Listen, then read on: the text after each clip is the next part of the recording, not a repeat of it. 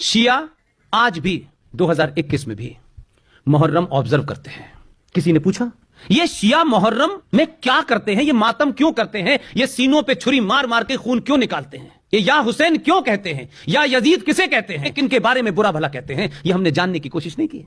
ये शिया मातम इसलिए मनाते हैं, उनसे सीखिए जो लोग आपके पूर्वजों के हत्यारे हैं, जिन्होंने आपकी नस्ल दर नस्ल हत्या की है। अगर आप उन्हें भूल जाते हैं तो फिर इतिहास आपको भी भूल जाता है। इसलिए शिया इस देश में नहीं पूरी दुनिया में मुहर्रम मनाते नहीं, ऑब्जर्व करते हैं। वो दुख का दिन होता है और उस दिन इमाम अली को, बीबी फातिमा को, उनकी जो बेटी थी, जो अली की पत्नी थी, उनके नवासों को मारने वालों को कोसते हैं ताकि दोबारा से वो न पैदा हो पाए। उनके लिए मनाते हैं। पाकिस्तान ने अपने यहां शियाओं को मुसलमान नहीं मानते, वो उनका कत्ल वाजिब है वहां पर। इसलिए मैं मानता हूं कि इस्लाम को लेकर के सुनी सुनाई बातें न करा करें, तथ्यात्मक बातें कर। अरे किसी को गाली मत दो, किसी को मारो मत, लेकिन सच बात तो बोलो यार। सारे मजहब बराबर हैं, सारे धर्म बराबर हैं। आप खामखा कह रहे हैं क्योंकि आपको भाईजान की सेवैयां खानी है जबरदस्ती में।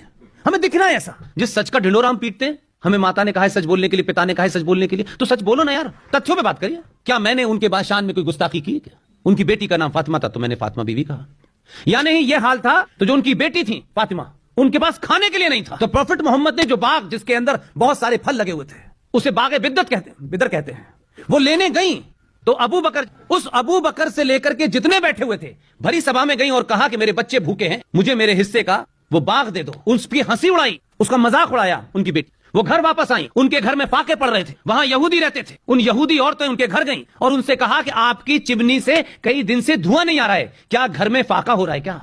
और पागलपन देखिए, वो यहूदी प्रॉफिट मोहम्मद की बेटी को उनकी मदद करते हैं और ये क्या कहते हैं, ये यहूदियों को इनको मारना जायज है।